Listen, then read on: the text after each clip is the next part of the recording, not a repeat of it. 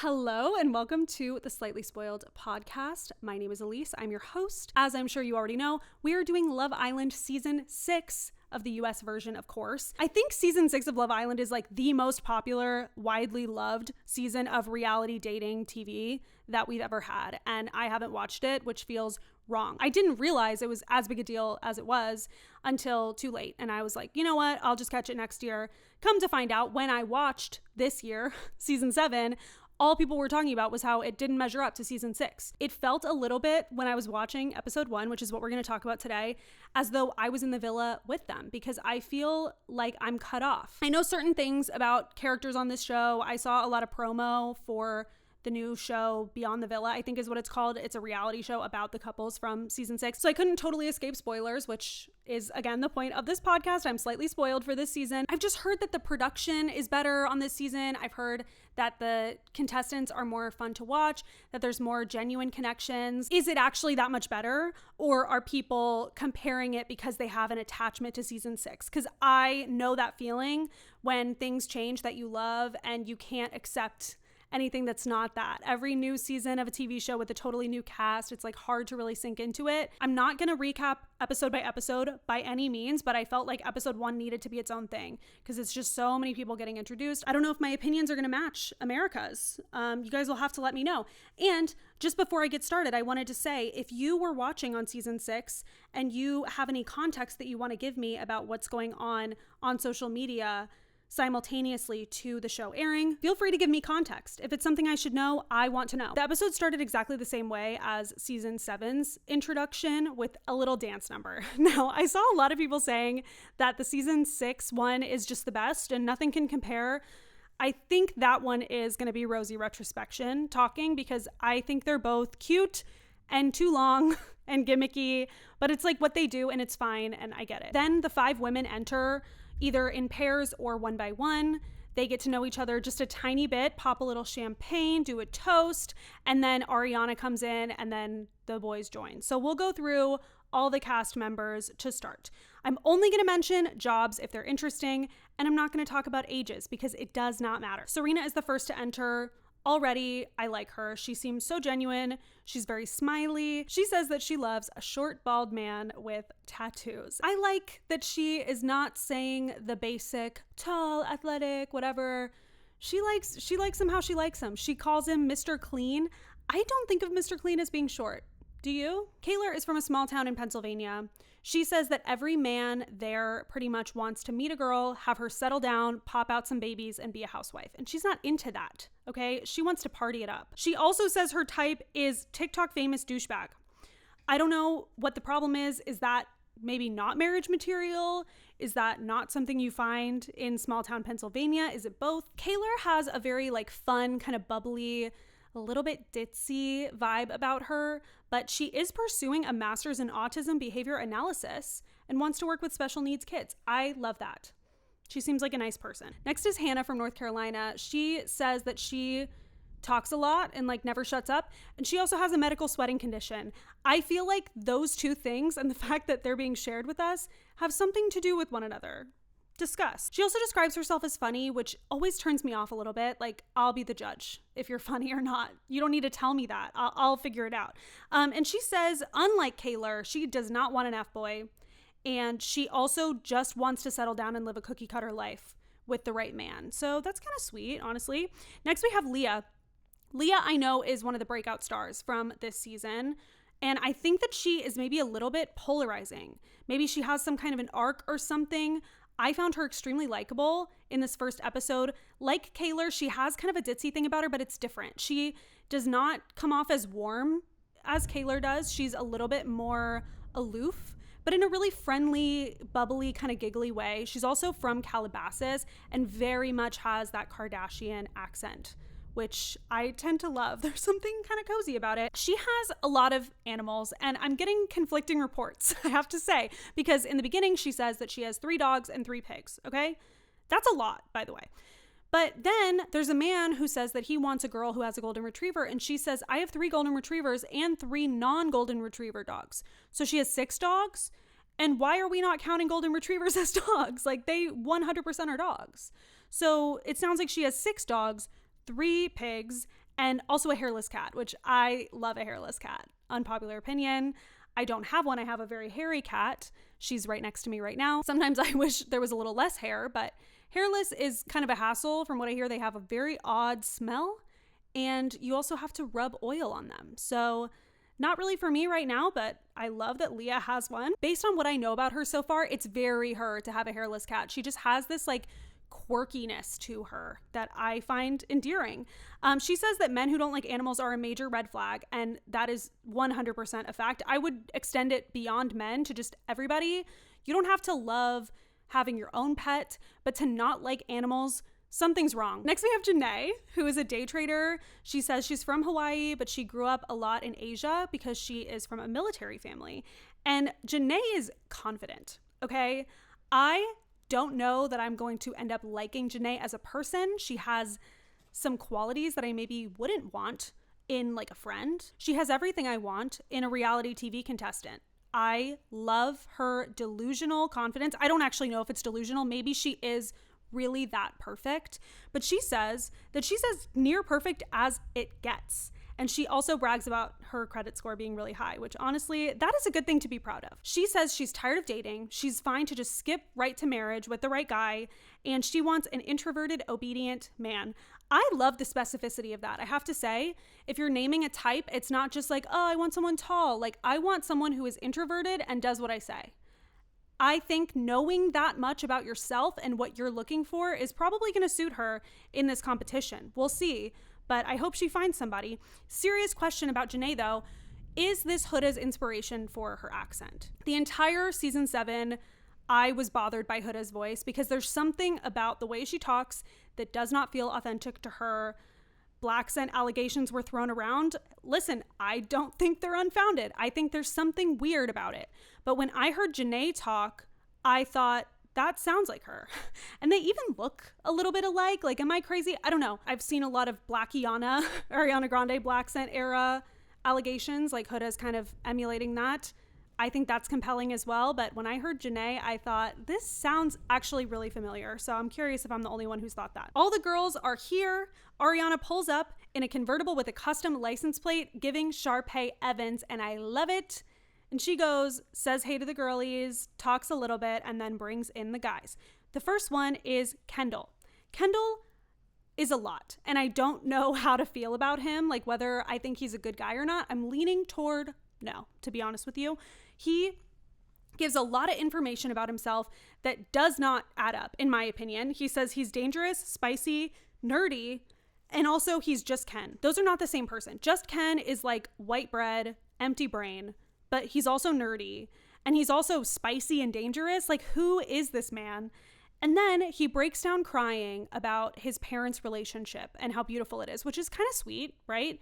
And he cries about how he broke up with his girlfriend 2 years ago and he's been kind of emotionally closed off since then. So I'm like, okay, he seems like, he is emotionally in touch, but he's also saying that he's not. So maybe he's emotionally repressed, but he like wants to be better. Kendall, to me, gives the vibe that he was really nerdy growing up and became hot. Like, he's a very good looking guy, but he's like trying too hard to be the hot guy. When he's saying like, I'm dangerous, I'm spicy, it doesn't seem like he is. I feel like he is not really aware of like who he actually is. And he's trying to be hot guy because that's what people assume he is. And I think that's dangerous. I have to be honest. I think that there's some kind of complex there. Kendall would love to be a part of a power couple. He wants somebody who's ambitious, confident, and funny. So we'll see if he finds that. Next, we have Aaron. Aaron is from the UK. He works on a super yacht. That's pretty cool. He says he loves the happy energy of the US and feels more at home in the US than the UK, which I have thoughts about that and I'll talk about it later. Apparently he won a season of The Traitors UK, which I always forget that in the UK, The Traitors is like normal people pretty much entirely. That speaks to some kind of a strategy in Aaron, and I'm curious what that is. He's giving a little bit of himbo vibes, which I think that could work in The Traitors. If you kind of seem unassuming, that can really get people on your side and to let you fly under the radar for a while. I wonder if that was his strategy. I'm very curious, but the fact that he won, That's pretty interesting. He wants a blonde-haired, blue-eyed girl. That's his type. He's the only one of the guys, I believe, who mentions like a straight-up specific type physically. Okay, I thought that was interesting. Blonde hair, blue eyes. I wonder who he'll go for. Kaylor's the only one with blonde hair and blue eyes, by the way. Okay, next we have Koi. Koi is basically tall guy who's like, don't assume I'm like the tall guy you know, okay? I'm 6'8", but I'm not a player, and I actually have a Chihuahua. When a man has a dog that doesn't really match his vibe, there's something cute about that. Usually, though, if I were to see a 6'8" man with a Chihuahua, I would assume that it's his girlfriend's dog. Maybe that's a me problem, I don't know. I wouldn't be shocked if it was an ex-girlfriend's dog, but also there's something like maybe trying a little too hard about it. And if we really dig into it, for me, it's not a plus that you have a Chihuahua. I'm sorry. Lots of dogs are like, wow, oh my gosh, you have 3 golden retrievers, for example. That's so cool. You have a rescue. You have a Chihuahua? Okay. Next we have Cordell. He says he doesn't have a serious bone in his body. And he's an aircraft fueler. He's one of the guys who has an interesting job. He describes himself as pushing 5'8" and a half. And let me just say really quickly, I would love to see him and Ace in the same room. Barefoot, perhaps. You know, Ace is 5'10". I'd love to see him over 1.5 inches taller than Cordell. Like, that would be really awesome. And let me know if we see that anywhere. He is dressed, by the way, by far the best out of all the guys, probably out of everyone, if you ask me. He's wearing this really cool lime green suit without sleeves. He also is styled really cool. You can tell that he has style. He's not just like, let me wear this crazy thing. It looks good on him. And I have to say, I really like Cordell. I really like his energy just based on this one episode. Next, we have Rob, who is from season 5. He was in Casa Amor. It sounds like he was very unsuccessful and he had a short run, so they brought him back. And I also know that he is going to be on the new season of The Traitors US. I believe that Rob has a bit of a villainous arc on this show, at least from what I get on social media. Again, I've tried to avoid too many spoilers, but that's like the vibe that I'm hearing. Also, he looks exactly like Max Schmerkovsky to me.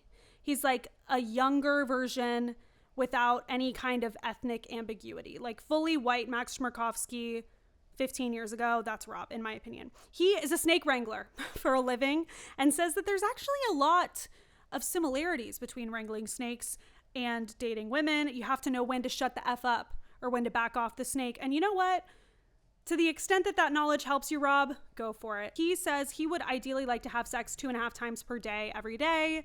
He'll accept half that, though, if he gets to be with his dream girl. And how generous is that? Now that we've met all the contestants, of course we have to play a game. This is Love Island after all. So they bring out blocks of ice for everyone to break open. And inside the block of ice is a piece of paper with a question. So it'll be like, who's the hottest? And then you have to kiss the person that you choose. Okay, so let's just go lightning round through every question and who gets a smooch from whom. Kendall's card says kiss who you're most intimidated by, and he chooses Leah. Janae has to kiss 2 men who give her green flag vibes, and she picks Rob and Coy. Aaron has to pick who he thinks would have the highest body count. Diabolical question. And he chooses Kaylor and says, hey, I'm not answering this question. I just want to give you a kiss. Now, I hate that I agree with how he handled this, because normally I would be a narc for the rules. Like, I want these questions to be challenging and I want the players to be backed into having to answer them. But when you ask a question that is like that, I agree with him shirking answering it. I think that he made the right call doing that, but I would like for the game to mean something. I would like for the questions to actually be answered, and I would like for them to not be so slimy as body count. Cordell has to pick the girl he thinks seems like a heartbreaker, and he chooses Serena. And I haven't set it up to this point, but Serena is actually kind of wearing the dress form of the suit that Cordell is wearing. Like, it is the same color and kind of the same silhouette in a weird way. Like, what is going on there? They're so in sync. And they both really enjoy their smooch. So much so that when Serena gets who seems like a player, she says, I'm not going to choose Cordell because I just kissed him. So it seems like she kind of would have. But she ends up picking Coy. He picks her up during their kiss. And it's like, wow, is this a move? Maybe not. Maybe he just has neck pain. Okay, the guy is 6'8". Rob has to pick who has red flag vibes. He chooses Leah. And they also have pretty immediate chemistry. Kaylor has to pick who seems the most fake. She picks Rob, and she basically says the kiss was bad, okay? Ouch. Coy has to choose 2 people who caught his eye the most, and he picks Janae and Serena, who he has kissed both of them already. So he's really zeroing in on those 2. Finally, Hannah is asked who would be the best in bed, just based on looks, and she chooses Coy. Now that we all know each other, it's time to couple up. Just like season 7, the girls have to walk forward and join the guy that they want to couple up with on their platform. If they're the only one on the platform, then yay, you're in a couple. No surprise here, Kaylor picks Aaron. Again, she kissed Aaron and Rob and did not like kissing Rob. Aaron likes a blonde-haired, blue-eyed girl, so he's obviously excited. Leah chooses Rob because he was giving sexy Wall Street banker. He's actually a snake wrangler, but you know, it seems like there's a mutual attraction between these 2. Janae, Serena, and Hannah all choose Coy. So he has to pick one, and he picks Janae because he says she has a nice smile. Cordell and Kendall are left with no one standing on their platform, so Cordell is given the option to choose between Serena and Hannah, and surprise, surprise, he picks Serena, his outfit twin. He says that he likes her laugh and smile, and it seems like she's pretty excited to be coupled up with him. That leaves Kendall and Hannah in a couple, and we breeze right over it. Ariana is not shown asking them any questions about like, how do you feel or whatever. But later, Hannah says that he is her usual type. She likes tall, dark, and handsome with the F-boy fade.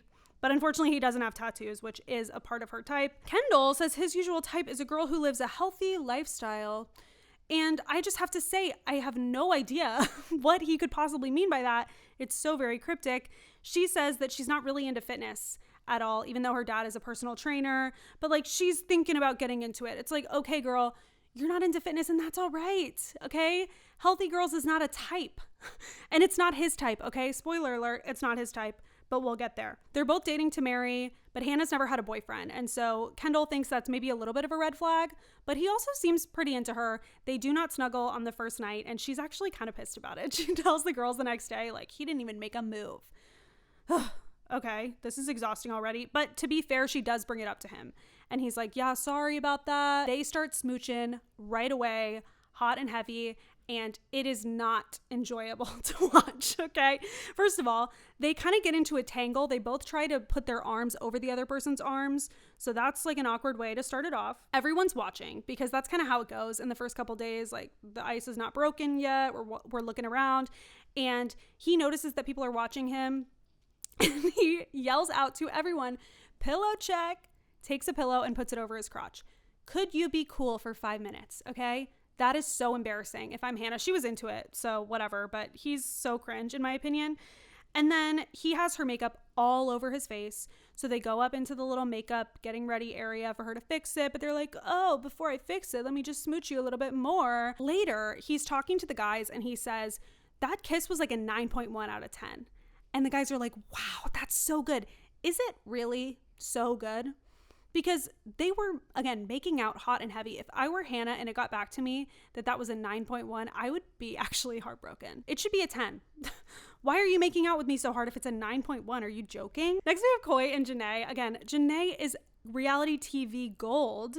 Right after they couple up, she says, are you sure you're 6'8"? You're giving 5'6". Wait, 6'6". Not 5'6". That would be crazy. Janae also says she's never the problem in her past relationships. Like, who even knows why those ended? It wasn't her. Then she asks Coy to name a flaw of himself, and he takes a really long time to think about it. So these two have that confidence in common. Okay, maybe that will work, and maybe it's just two big heads that are gonna clunk together when they try walking down the street. That's not a saying, but it really should be, don't you think? He eventually does say that he has trust issues. That's his biggest problem. And she says, hey, don't even worry about it. You can have my password. You can have my location. I'm trustworthy. They both say they feel comfortable with each other, but just a little nervous. They're cute together, okay? And they even share a snuggle on their first night. Next, we have Cordell and Serena. They're already my favorite. He immediately picks her up when they're on the platform together to prove that Coy is not the only one who does this, okay? And he like barely puts her down the rest of the night. He's carrying her around. He goes and sets her down before they have a conversation, and they hit it off like crazy, okay? They realize they're both from Houston. They both just got out of 5-ish year-long relationships. Like, it's kind of uncanny, all the similarities. And again, they're wearing the same outfit, you guys. It's kind of crazy. She asks him, so like, what are your long-term goals? And he goes like, explain your goals long-term. Let's do a tally throughout the season of like how many trending audios I recognize. That's one, okay? That's the only one in this episode, but again, it's episode 1, you guys. By the way, his long-term goals are acting, modeling, He would love a Cheez-It sponsorship and a house. So he's really got those 4 bases covered. She also asks if he listens to podcasts and admits that it's a test. I'm assuming to see if he listens to like Joe Rogan or something, but he passes the test so hard he doesn't even understand that it's a test, which is kind of hilarious. He's like, oh, do you have any podcasts in mind? She's like, no, that's really all I needed to know. Serena says there's not a huge spark off the bat. I'm not worried about him, okay? I'm not, but she's not sure how to feel about him just yet. On to Aaron and Kaylor. Now, their first conversation is about beans. I mean, what else would you start out by talking about? Because they're talking about how the UK and US has like different versions of beans. And she's like, you guys don't even have Chipotle, do you? And he has never heard the word, which she's concerned because she loves the restaurant Chipotle. I'm concerned because I'm hearing that the UK allegations about flavorless food are true. You've never heard the word Chipotle? You don't know what that is? Yikes. He also opens up to her about being a vegan. He's really scared that it's an ick for her. Own it, sir. Please. She's like, oh yeah, my best friend's vegan. That's totally fine. And he's like, wait, there are vegans in the US? I'm sorry. You love the US. You feel like you belong here. It's your home. How do you not know that there are vegans here? We exist, Aaron. The UK didn't just invent veganism, all right? They both have kind of a bubbly vibe in common, like a ditziness and just a fun energy between the two of them. Like, it really makes sense. They're very flirty in kind of a physical way. I wouldn't say a sexual way, but they're just like whispering in each other's ears, like, oh, I like you too. It's very cute. It's very like young love kind of vibes. They share a smooch on the first night outside of the challenge, which I think they're the only couple to do that. And they're also snuggly on the first night too. Cute. Okay, next we have Leah and Rob. Leah and Rob also have kind of a ditzy, funny vibe in a very different way. They're joking that they share one brain cell. He asks her if she can juggle and she's like, oh yeah, I can. And he seems really concerned because apparently that's a turnoff. She's like, well, I can only juggle 2 things at a time. It's not juggling. You're just throwing 2 things in the air and passing them between your hands. She thinks producers might have chosen him specifically for her. And then he says that he also really likes her because she's funny and a little bit mean. Honestly, it sounds like they kind of know each other right off the bat, so I'm into this relationship. Midday, on the first full day, Kendall gets a text from an incoming bombshell named Liv, and she says that before the end of the night, she's going to be coupled up with someone, so she's going to share a bed with one of these men 2 nights. She is a tall, gorgeous Australian blonde. Okay, so the girls are freaking out and the guys are like, whoa, who is this girl? Especially Kendall, okay? And everyone's kind of picking up on the fact that Kendall's really into this girl.